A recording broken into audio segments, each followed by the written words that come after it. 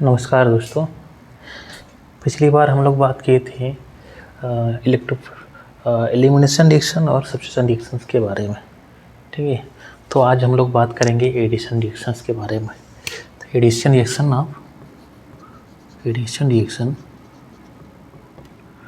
On carbon carbon multiple bonds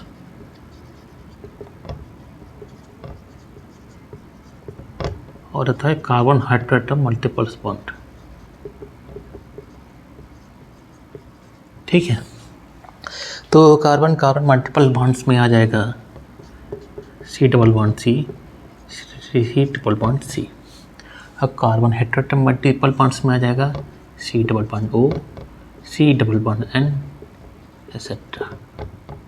ठीक है, तो आज हम लोग बात करेंगे कार्बन कार्बन डबल बॉन्ड के बारे में, मतलब कि एल्कीन के बारे में। एल्कीन, आज हम लोग एल्कीन्स के बारे में डिस्कस करेंगे। ठीक है, तो सबसे पहले हम लोग जानने की कोशिश करते हैं कि एल्कीन्स है क्या। ठीक है, तो एल्कीन्स जो होता है उसमें हाइड्रोकार्बन होता है। ये हाइड्रोकार्बन है, इसमें कि कार्बन कार्बन डबल बॉन्ड होता है, उसको हम लोग कहते हैं एल्कीन्स। अब जो एल्कीन है उसको हम लोग ओलिफिन भी कहते हैं। ओलिफिन क्यों कहते हैं? क्योंकि जो सबसे छोटा एल्कीन है वो है एथीन, सी ये है एथीन। ठीक है, तो एथीन का जब क्लोरीनेशन कराते थे तो हम लोगों को मिलता था एक ऑयली सब्सटेंस। बहुत जब पहले के केमिस्ट जब इन पे काम किए थे एथीन पे, तो उसका क्लोरीनेशन कराए थे तो ऑयली सब्सटेंस मिला था, इसलिए इसको कहते हैं हम लोग एल्कीन्स को ओलिफिन। ओलिफिन का मतलब होता है oil farming substance. Oil farming substance को हम लोग ओलिफिन कहते हैं। ठीक है, तो अब जो एल्कीन्स है उसका क्या रोल है लाइफ में, तो उसको देखते हैं कि एल्कीन्स जो है जनरली जितने भी कलर्स कंपाउंड है उसमें एल्कीन्स पाए जाते हैं। और कंजुगेशन अगर डबल बॉन्ड्स है तो जैसे मान लीजिए कैरोटीन वगैरह, उसमें भी डबल बॉन्ड्स होते हैं। एल्कीन्स जो होता है वो इंसेक्ट्स में भी पाया जाता है, इंसेक्ट्स के हार्मोन्स में,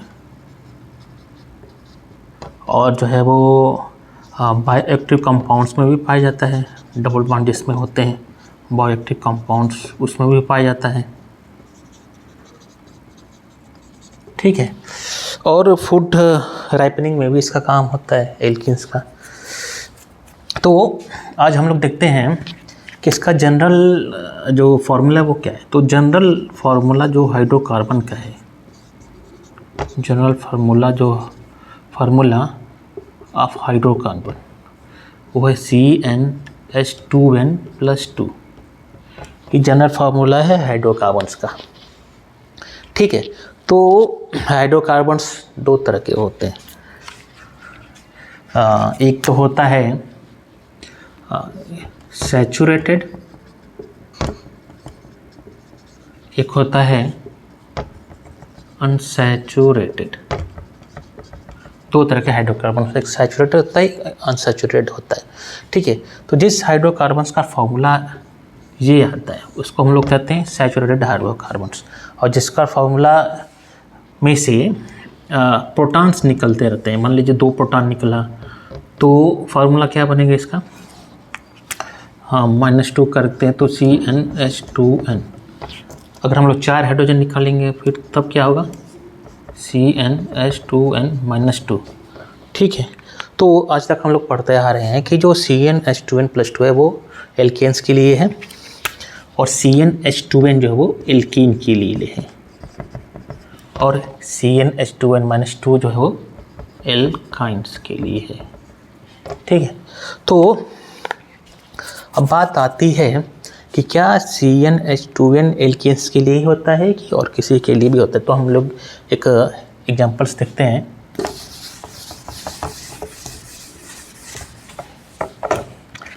जैसे ये एग्जांपल है,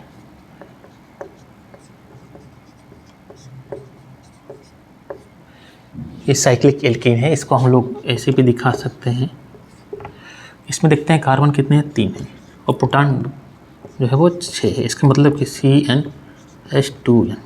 ठीक है, तो जो हम लोग जो फार्मूला याद करते आ रहे हैं कि CnH2n+2 जो है वो एल्केन्स के लिए होता है, तो ये भी तो एल्केन ही है, लेकिन इसका फार्मूला तो कुछ और बन रहा है। तो एक रूल आता है कि अगर किसी मॉलिक्यूल में पाई बॉन्ड हो या साइक्लिक रिंग हो, किसी हाइड्रोकार्बन से पाई बॉन्ड हो या साइक्लिक रिंग हो, तब उसका जो जनरल फॉर्मूला है जो हाइड्रोकार्बन का, वो वेरी करता जाए। अगर 2 प्रोटॉन निकलेगा, मतलब एक पाई बॉन्ड जब बनता है तो 2 प्रोटॉन हम लोग मान के चलते हैं कि वो निकल रहा है, तो एक पाई बॉन्ड, या एक साइक्लिक रिंग बनता है तो 2 प्रोटॉन हम लोग मान के चलते हैं। तो इन अगर एक पाई बॉन्ड है या एक साइक्लिक रिंग है, तो हम लोग इसका फॉर्मूला निकालेंगे CnH2n। ठीक है, अगर 2 साइक्लिक रिंग है तो CnH2n-2 करेंगे, या 2 पाई बॉन्ड है तो CnH2n-2 करेंगे। तो एल्कीन में क्या है, एक पाई बॉन्ड है, इसलिए इसका फॉर्मूला बनेगा CnH2n। और एल्काइन में क्या होता है, C∼C। इसमें 2 पाई बॉन्ड और एक सिग्मा बॉन्ड। इसका मतलब कि 2 पाई बॉन्ड मतलब कि CnH2n-2। 2 प्रोटॉन और निकाल देंगे तो इसमें से 2 प्रोटॉन और निकाल दिए तो CN-2। तो ये जो है ये एल्कीन के लिए होता है, ये एल्काइन के लिए होता है। लेकिन ये नहीं कह सकते कि CnH2n जो है वो बस एल्कीन के लिए होता है, वो हाइड्रोकार्बन्स के लिए भी होगा। कब, जब इसमें साइक्लिक रिंग रहेगा तब। और एक बात कि जब 2 साइकिल रहेगा, साइक्लिक रिंग, तब भी यहाँ पर हम लोग, तब भी इसको हम लोग फॉर्मूला को हम लोग मान के चलेंगे एल्केन। 2 साइक्लिक रिंग वाला एल्केन रहेगा तब भी ये फॉर्मूला कंसीडर करेंगे। जैसे मान लीजिए हम एग्जांपल देखते हैं, CH2 CH2 CH2 CH2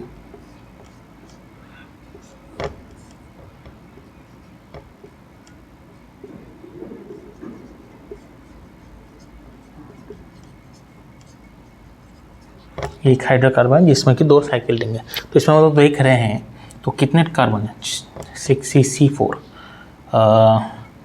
10, और हाइड्रोजन कितने हैं, 2 2 4 2 6 8 10 18।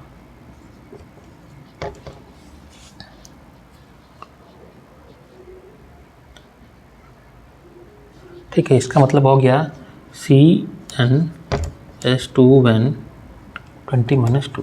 तो ये फार्मूला इसका है। मतलब ये हुआ कि अगर 2 पाई बॉन्ड है या 2 साइक्लिक रिंग है तब उसका फार्मूला है CnH2n-2। ठीक है, तो अब बारी आती है इसके स्ट्रक्चर के बारे में। तो एल्कीन जो है, एल्कीन में हम लोग ये कहते हैं कि जैसे एक कार्बन जो है वो 2 कार्बन जो है वो मिल करके 6 बॉन्ड बनाते हैं।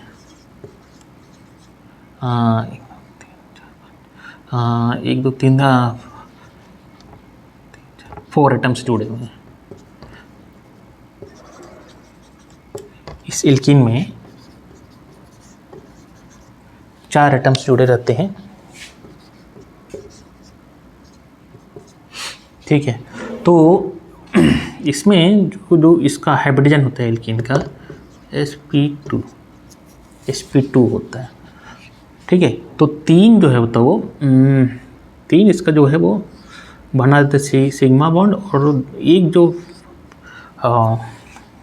p ऑर्बिटल बचता है, इम्पुटी p ऑर्बिटल जो है वो एक दूसरे से partial side by side overlap करते हैं, जिसके चलते ये बनाता है एक पाई बॉन्ड। ठीक है, तो एक एल्कीन में एक पाई बॉन्ड होता है और एक सिग्मा बॉन्ड होता है। ठीक है, तो ओवरलैपिंग जो वो साइड बाई साइड है, इसके चलते इसका रोटेशन जो है वो थोड़ा मुश्किल होता है, लेकिन इसको हम लोग रोटेट करा सकते हैं। कब? जब हम लोग एक्सट्रीम कंडीशन लेंगे तब, जैसे कि लाइट ले लिए या बहुत ज़्यादा टेम्परेचर ले लिए। तो एल्कीन में ज्योमेट्रिकल आइसोमर होते हैं सीस और ट्रांस। ठीक है, दो तरह के आइसोमर हैं, सीस और ट्रांस। इन दोनों को हम लोग कहते हैं ज्योमेट्रिकल आइसोमर। ठीक है, और एक टर्म आता है इसमें EZ, उसको हम लोग अभी बाद में देखते हैं, इसके बाद देखते हैं। ठीक है, जैसे मान लीजिए हम देखते हैं एक मॉलिक्यूल है,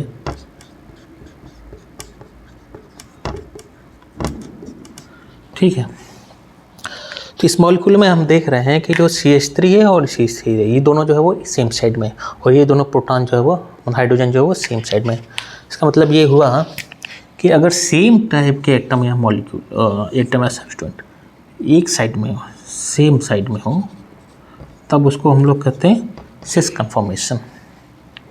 अगर दोनों सेम हो तो, और ठीक अगर ये अपोजिट साइड में है तो हम लोग इसको कहते हैं ट्रांस, मतलब अपोजिट साइड में,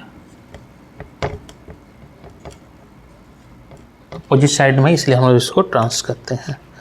ठीक है, ये दोनों ज्योमेट्रिकल आइसोमर है। इसको एक को सिस हम लोग कहते हैं, एक को ट्रांस। सिस तब जब सेम टाइप के एटम जो हो सेम साइड हो तब, और वही जब अपोजिट साइड में होगा तब उसको ट्रांस कहेंगे। अब तो बात थी यहाँ पे सेम टाइप के एटम एक साइड में, तब अब यहाँ पे देखते हैं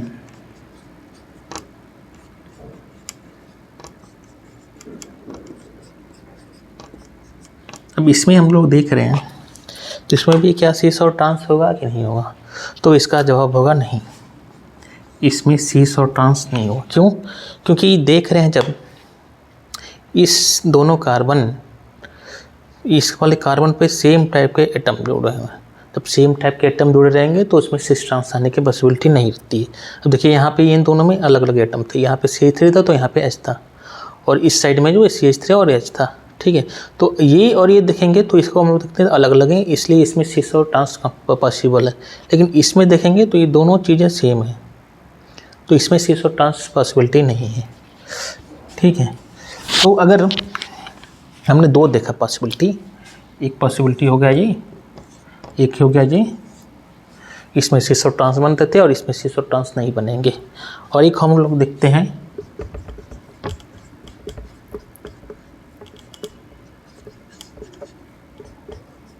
ये है Cl।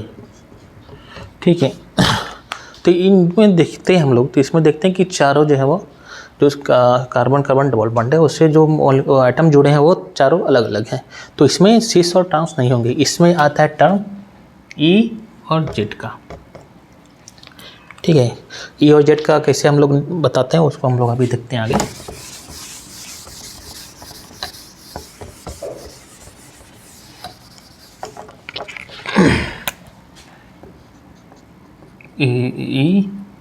EZ nomenclature,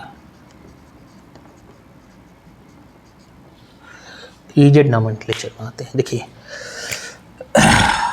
sp2 carbon जो है ये दोनों रहते हैं एल्कीन में, इससे जो एटम जुड़े हैं, एटम या सब्सटेंट जुड़े रहेंगे, मान लीजिए कि ये हाई प्रायोरिटी का है और ये भी हाई प्रायोरिटी का है। ठीक है, हम इस कार्बन के इन दोनों को देखेंगे, पहले इस कार्बन के इस दोनों को देखेंगे। तो इन दोनों में मान लीजिए देखिए एक हाई होगा एक लो होगा। ठीक, एक हाई और एक लो हो सकता है, दो इस जोड़े देखेंगे तो जैसे मान लीजिए कि ऐसे है, तो ये दोनों जो हम इन दोनों को कंपेयर करेंगे तो एक ज़्यादा कम आएगा ही। ठीक वैसे ही एक हाई प्रायोरिटी रखते हैं, एक तो लो प्रायोरिटी रखते हैं, मतलब ऐसे मतलब आएगा।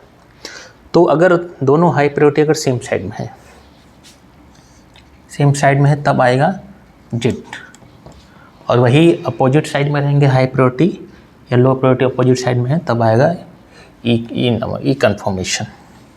ठीक है, तो Z का जेड और ई जो है वो जर्मन वर्ड है, जर्मन वर्ड है। ठीक है, तो इसको हम लोग कहते हैं जूसामिन, स्पेलिंग में कुछ देखना पड़ेगा, और इसको कहते हैं एंटीजेन। ठीक है, तो इसका जर्मन वर्ड होता है टुगेदर, और इसका मीनिंग होता है अपोजिट। ठीक है, तो ई मतलब कि अपोजिट प्रायोरिटी, हाई प्रायोरिटी या सेम प्रायोरिटी की चीज़ें अपोजिट रहेंगे तो उसको हम लोग कहेंगे ई कन्फर्मेशन। और वैसे ही अगर सेम साइड में रहेंगे हाई प्रायोरिटी या लो प्रायोरिटी तो उसको हम लोग कहेंगे जेट कन्फर्मेशन। ठीक है, तो इसमें प्रायोरिटी कैसे हम लोग देखेंगे, किसको प्रायोरिटी आगे मिलेगी, किसको बाद में मिलेगी, तो उसके लिए भी कुछ रूल बने हुए हैं। तो इसमें पहला रूल है कि जिसका हायर एटॉमिक नंबर रहेगा उसकी प्रायोरिटी फर्स्ट रहेगी, प्रायोरिटी फर्स्ट। इसका मतलब कि जैसे मान लीजिए कि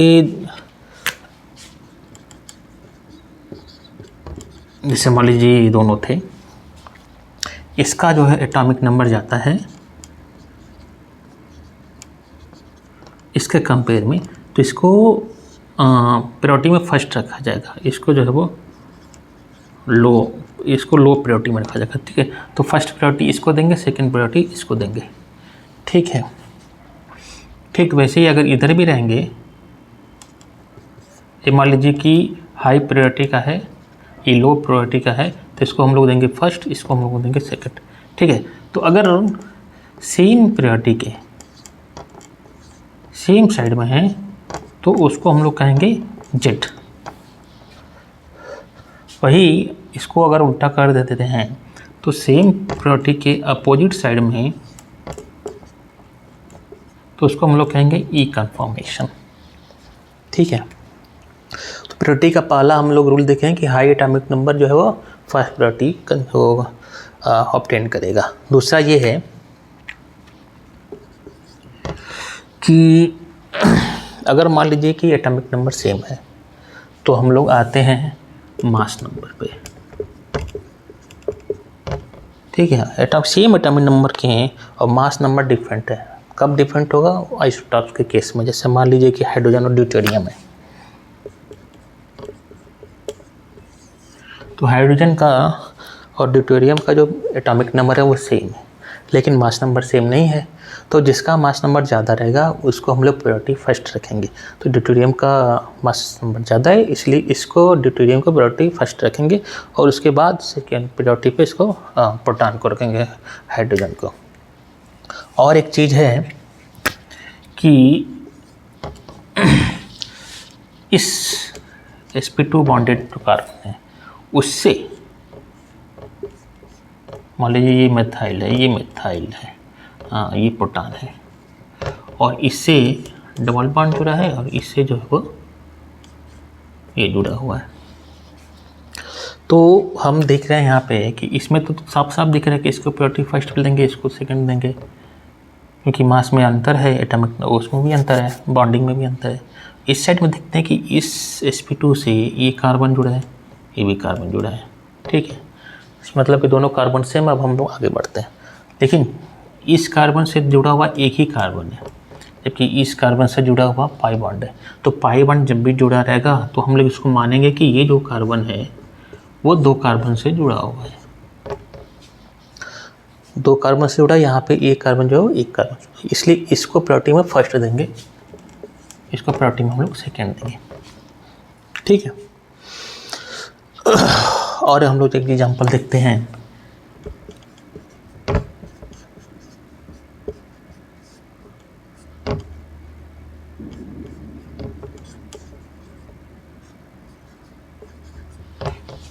तो इधर देख रहे हैं फ्लोरीन और क्लोरीन। तो फ्लोरीन क्लोरीन में से देखेंगे किसका एटॉमिक नंबर ज़्यादा है। तो इसका जो है एटॉमिक नंबर ज़्यादा है, इसलिए इसको हम लोग फर्स्ट देंगे। इसका एटॉमिक नंबर ब्रोमीन से कम है, इसलिए हम लोग सेकेंड देंगे। इस केस में यहाँ पे फर्स्ट होगा, इसमें ये सेकेंड होगा। तो देख रहे हैं कि फर्स्ट सेम साइड में और सेकंड अब सेम साइड में, तो इसको हम लोग कहेंगे जेड। तो हम लोग 3 चीज़ें रूल देख रहे हैं। पहला रूल देख रहे हैं कि जिसका एटॉमिक नंबर ज़्यादा है प्रायोरिटी उसको फर्स्ट देंगे। दूसरा चीज़ है कि अगर एटॉमिक नंबर सेम है तो हम लोग देखेंगे मास नंबर सेम है कि नहीं। अगर मास नंबर डिफरेंट है तो जिसका मास नंबर ज़्यादा रहेगा उसको हम लोग प्रायोरिटी फर्स्ट देखेंगे। और एक चीज़ है कि जब ऐसे पाई बॉन्ड हो, ठीक है, तो पाई बॉन्ड जुड़ा रहता है, उसको हम लोग कंसीडर करते हैं कि ये जो कार्बन है वो 2 कार्बन से जुड़ा हुआ है, इससे हम लोग मान के चलते हैं, तो उसको प्रायोरिटी हम लोग देखेंगे। अगर ऐसे देखेंगे एक कार्बन से 2 कार्बन जुड़ा है, यहाँ पर देख रहे हैं एक कार्बन से एक ही कार्बन जुड़ा है, तो इसको प्रायोरिटी हम लोग फर्स्ट देंगे। और एक चीज़ है कि यहाँ पे देख रहे हैं कि एटॉमिक नंबर डिफरेंट है, इसलिए फर्स्ट इसको दिए क्योंकि ब्रोमीन का ज़्यादा है एटॉमिक नंबर, और इसको सेकंड दिए क्योंकि ब्रोमीन के कंपेयर में इसका कम है। इसमें देख रहे हैं कि इसका ज़्यादा है और इसका कम है, तो इसलिए हम जेड कन्फर्मेशन देती है। ठीक है, तो सिस ट्रांस और ई जेड में हम लोग देख लेंगे कि डिफरेंस क्या है और कैसे हम लोग डिसाइड करेंगे कि कौन सा कन्फर्मेशन ई है कौन सा जेड है। तो अब हम लोग आते हैं एडिशन रिएक्शन के मैकेनिज्म पे।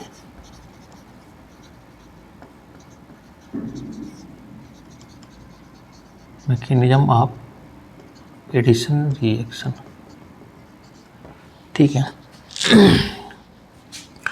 इस पाई बॉन्ड पे किस किस तरह के रिएक्शन पॉसिबल हो सकते हैं। तो इसमें एक तो हो सकता है step by step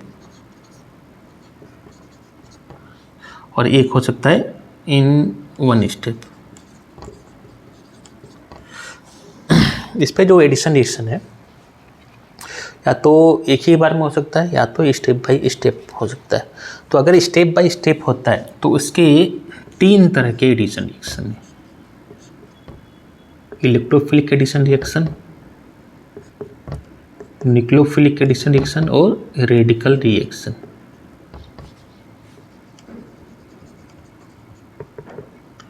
electrophilic addition, nucleophilic addition और रेडिकल एडिशन, ठीक है। तो स्टेप बाय स्टेप वाले में 3 पार्ट है, इलेक्ट्रोफिलिक एडिशन, न्यूक्लियोफिलिक एडिशन और रेडिकल एडिशन। तो हम लोग कैसे डिसाइड करेंगे कि कौन सा इलेक्ट्रोफिलिक है कौन सा न्यूक्लियोफिलिक है। तो हम लोग डिसाइड करते हैं कि पहला स्टेप जो होता है उससे वो कैसे हो रहा है, ठीक है। अब देखना है स्टेप बाय स्टेप में 3 तरह के हैं और वो एक सिस्टम में मतलब कि एक ही बार में यहाँ पे जुड़ जाएगा। तो पहला हम लोग देखते हैं इलेक्ट्रोफिलिक एडिशन रिएक्शन के बारे में। जैसे मान लिए कि ये कार्बन कार्बन डबल बॉन्ड है, ठीक है। तो यहाँ पे कुछ भी हो सकता है, मिथाइल ग्रुप नहीं है। तो इलेक्ट्रोफिलिक एडिशन मतलब कि पहले क्या होगा, फर्स्ट स्टेप में इलेक्ट्रोफाइल जुड़ेगा, उसके बाद में अगले स्टेप में न्यूक्लियोफाइल जुड़ेगा। तो जैसे मान लीजिए कि ये पहले स्टेप में इलेक्ट्रोफाइल जुड़ गया, ठीक है। अब इलेक्ट्रोफाइल जुड़ेगा कैसे कि जो ये एल्कीन है वो क्या है, पाई इलेक्ट्रॉन गेन करता है। तो पाई इलेक्ट्रॉन गेन करता है, इसका मतलब कि इसके दोनों तरफ में इलेक्ट्रॉन का डेंसिटी, इलेक्ट्रॉन क्लाउड होता है, ठीक है। ये इलेक्ट्रॉन क्लाउड इसके चारों तरफ रहता है और ये इलेक्ट्रॉन एफिशिएंट है, कंपाउंड है। तो इलेक्ट्रॉन एफिशिएंट है, इसका मतलब है इलेक्ट्रॉन को इलेक्ट्रॉन रिच हो गया तो ये इलेक्ट्रोफाइल पे जाकर अटैक करेगा। जब ये अटैक करेगा, यहाँ पे अटैक जब करेगा तो बॉन्ड टूटा, इलेक्ट्रोफाइल यहाँ पे जाके जुड़ गया। अब जी बॉन्ड जब टूट रहा है तो जो इसका जो है इलेक्ट्रॉन का जो मूवमेंट है वो एक साइड में हो रहा है। जब एक साइड में हो रहा है तो दूसरा साइड में क्या होगा, इलेक्ट्रॉन डिफिशिएंट हो जाएगा। इसका मतलब यहाँ पे ये आ जाएगा पॉजिटिव चार्ज। या इसको ऐसे समझें कि जो इलेक्ट्रॉन है यहाँ पे मान लीजिए पार्शियल पॉजिटिव है पार्शियल नेगेटिव है और ये इलेक्ट्रोफाइल से जुड़ रहा है यही वाला, ठीक है। तो यहाँ पे पॉजिटिव चार्ज आ जाएगा, तो ये यहाँ पे पॉजिटिव चार्ज आ रहा है। तो ये हो गया फर्स्ट स्टेप। अब सेकेंड स्टेप में क्या होगा कि कोई भी जो इलेक्ट्रॉन रिच है, न्यूक्लियोफाइल भी हो सकता है, न्यूक्लियोफाइल में एनायनिक भी हो सकता है, न्यूट्रल स्पीसीज भी हो जाता है, तो ये अटैक करेगा इस वाले पोजीशन पे।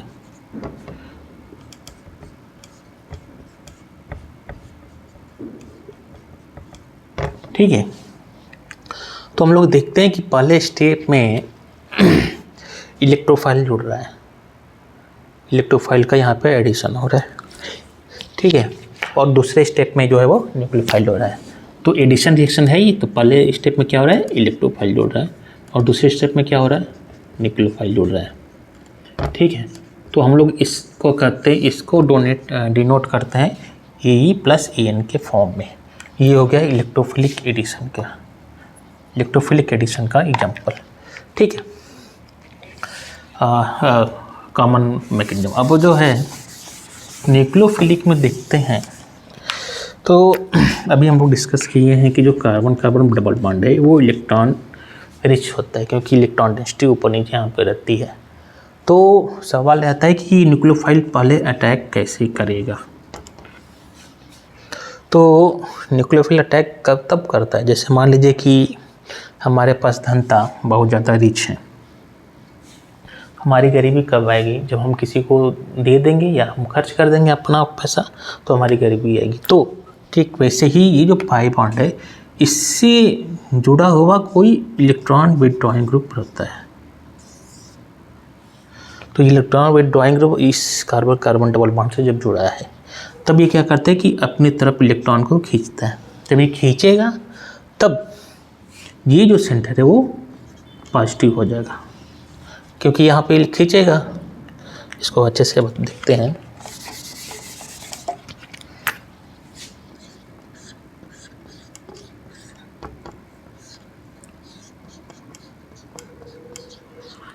ठीक है, तो ये जो इलेक्ट्रॉन का मूवमेंट है वो इधर साइड में होगा। ठीक है, इसको यहाँ से दिखा दे, हटा देते हैं। ऐसे मतलब ये खींचेगा, जब ये खींचेगा तो यहाँ पे क्या आएगा, पार्शियल पॉजिटिव आएगा। ठीक है, तब ये पॉजिटिव आएगा, तब यहाँ पे न्यूक्लियोफाइल ऐड होगा। तो अब न्यूक्लियोफाइल ऐड हुआ, अब आएगा यहाँ पे नेगेटिव। अब ये नेगेटिव आया, तब फिर इलेक्ट्रोफाइल के साथ जुड़ेगा।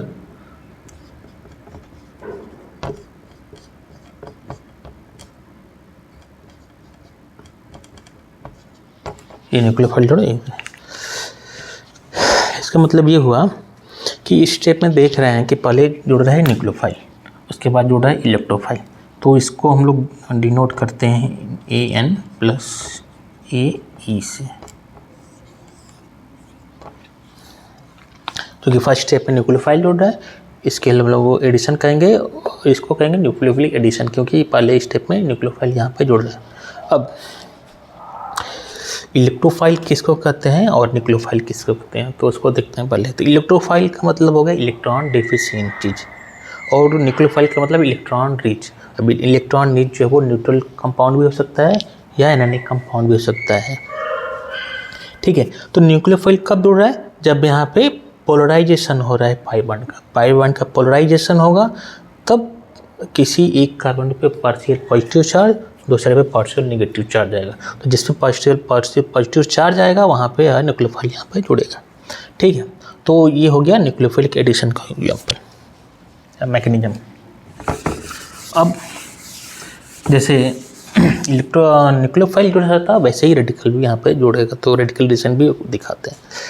ठीक है, तो हमने देखा यहाँ पे इलेक्ट्रोफिलिक एडिशन का, इलेक्ट्रोफिलिक एडिशन, न्यूक्लियोफिलिक एडिशन और रेडिकल का। ठीक है, रेडिकल भी वैसे ही जुड़ेगा जैसे न्यूक्लियोफिलिक एडिशन जैसे होता है, वो आगे देखेंगे उसको। ठीक है, अब हमको देखना ये है कि जो एडिशन है वो स्टीरियो स्पेसिफिक होगा या नॉन स्टीरियो स्पेसिफिक होगा, उसको हम लोग देखते हैं। जैसे मान लीजिए कि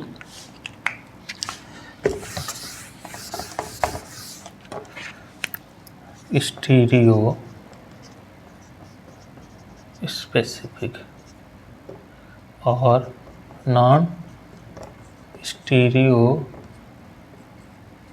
स्पेसिफिक। ठीक है, तो स्टीरियो स्पेसिफिक का मतलब ये हुआ कि स्टीरियो आइसोमर जो है वो स्पेसिफिक आइसोमर ही बनेंगे, उसको हम लोग कहेंगे स्टीरियो स्पेसिफिक। लेकिन अगर दो तरह के आइसोमर पॉसिबल हैं, ठीक है, दो तरह के आइसोमर पॉसिबल हैं और दोनों ही बनते हो, तब उसको हम लोग कहेंगे नॉन स्टीरियो स्पेसिफिक, तब वो आ जाएगा स्टीरियो सिलेक्टिव केस में। तो देखते हैं कि कैसे स्टीरियो स्पेसिफिक और स्टीरियो सिलेक्टिव बनता है। जैसे मान लीजिए कि हमने एक मॉलिक्यूल ले लिया सिस कन्फर्मेशन का, ये है सिस, ठीक है। तो इस पे हमको कराना है सीन एडिशन।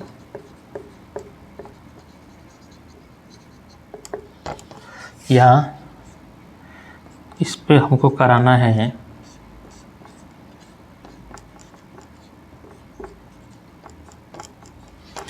Anti addition.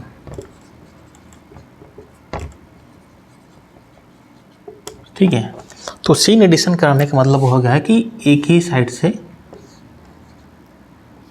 दो जोड़ेंगे, एक ही साइड से दोनों एटम जोड़ेंगे एडिशन के लिए, जो इलेक्ट्रोफिल और न्यूक्लियोफाइल ऐड होते हैं। और एंटी में क्या होता है कि एक साइड से एक जुड़ेगा और दूसरे साइड से दूसरा जुड़ेगा। ठीक है, तो सीन एडिशन में अगर मॉलिक्यूल सिस है तो सीन एडिशन होगा तो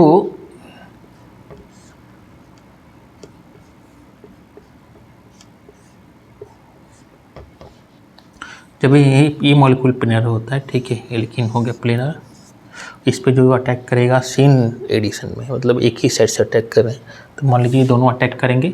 जब अटैक करने के बाद कार्बन कार्बन सिंगल बॉन्ड बनेगा, तो कार्बन कार्बन सिंगल बॉन्ड जो वो sp3 हाइब्रिडाइड है, तो इसका मतलब वो टेट्राहेड्रल सेंटर बनेगा। तो मान लीजिए सेंटर बन गया, यहाँ पे एक बन गया यहाँ पे। जब X अटैक किया तो जो H है वो इस साइड होगा और CH3 इस साइड होगा।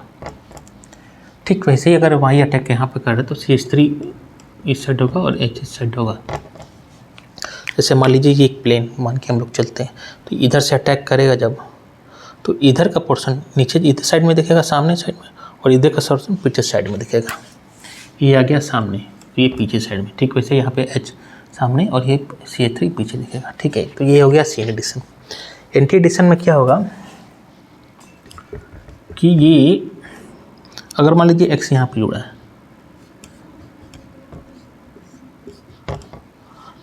और Y यहाँ पे जुड़ गया,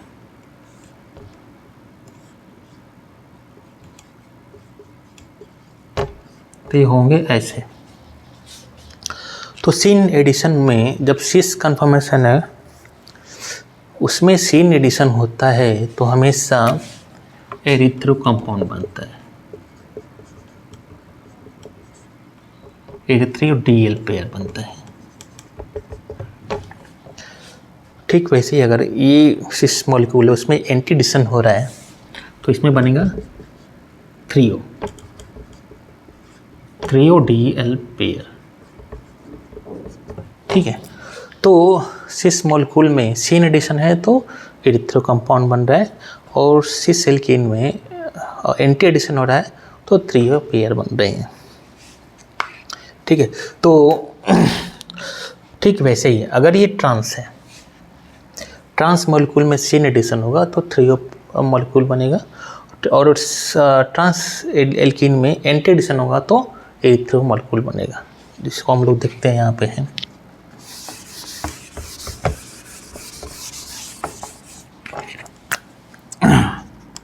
सिस एल्कीन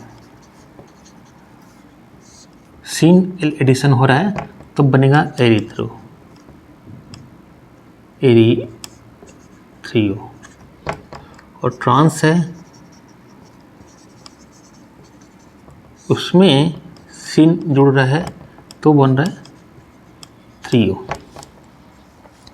ठीक वैसे ही ट्रांस एल्कीन में ट्रांस एल्कीन में एंटी जुड़ेगा तब बनेगा एरिथ्रो, और सिस एल्कीन में एंटी एडिशन होगा तो बनेगा 3O डीजल पेयर, क्योंकि दो तरह के इसमें पॉसिबिलिटीज। अब जो एडिशन के यहाँ कौन सा मतलब एग्जांपल हम लेंगे उसका एग्जांपल लेते हैं किसी एल्कीन पे ब्रोमिनेशन का। तो ब्रोमिनेशन कैसे होता है, वो एंटी एडिशन करता है। तो अगर मान लीजिए एल्कीन सीस है और ये एंटी एडिशन करेगा, सीस है एंटी एडिशन करेगा तो 3 कंपाउंड बनेगा, ठीक। और सीस एंटी ट्रांस है और एंटी एडिशन करेगा तो एरिथ्रो कंपाउंड बनेगा।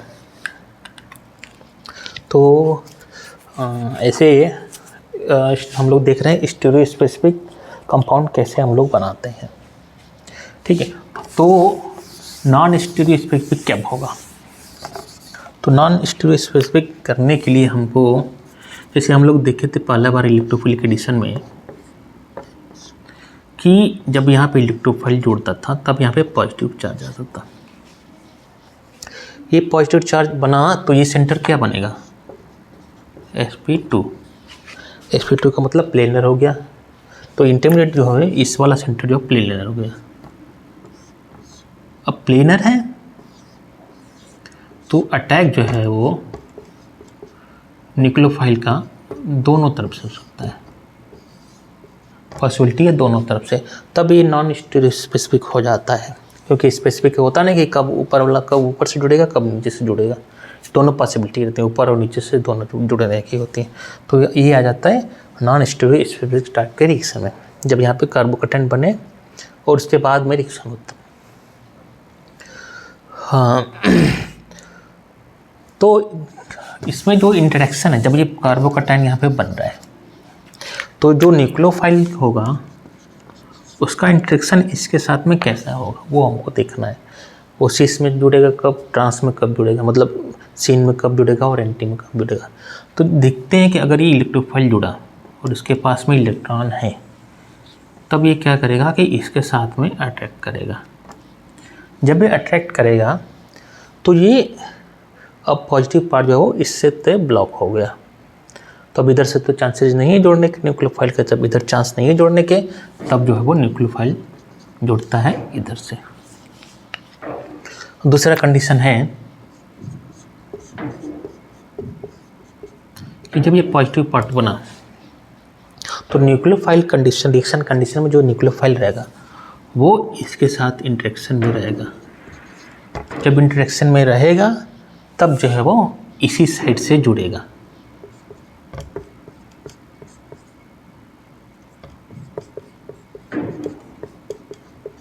तब ये सीन टाइप का एडिशन होगा, सीन एडिशन।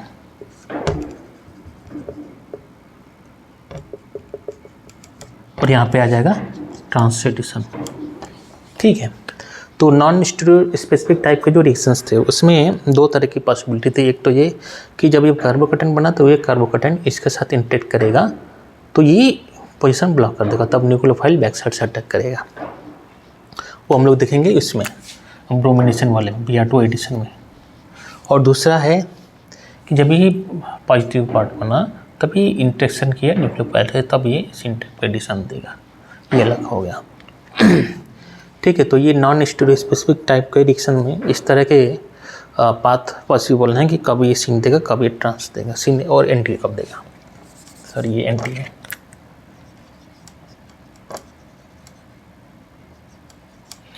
ठीक है, तो हमने देख लिया अलग अलग स्टीरियो स्पेसिफिक टाइप के रिएक्शंस हैं, कैसे हम लोग आगे बढ़ते हैं, और इलेक्ट्रोफिलिक, न्यूक्लियोफिलिक और रेडिकल रिएक्शन कैसे जोड़ते हैं वो हम लोग देख लिए।